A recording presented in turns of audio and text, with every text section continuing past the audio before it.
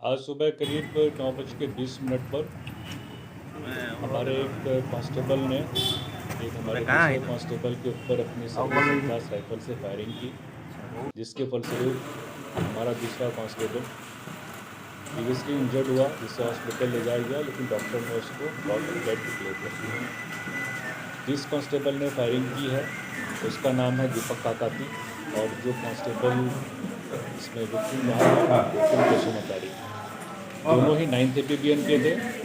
गोकुल बसुमतारी आज सुबह central post पे ड्यूटी कर रहा था और उससे ड्यूटी लेने के लिए दीपक काकोती कांस्टेबल पहुंचा।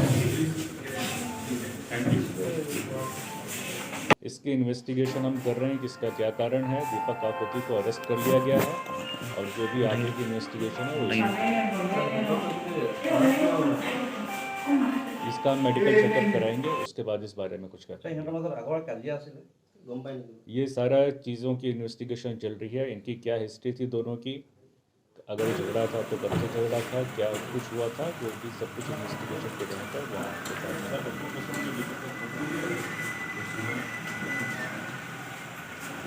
दीपक काकोती बायाती चौरियाला का रहने वाला है, बायाती चौरियाली का, और गोकुल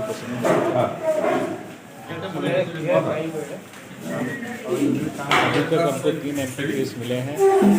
एक गोली उसके गले में लगी है, गोली पैर में लगी है, और के हिसाब से इतनी ही हैं, लेकिन MP केस नहीं है ऐसा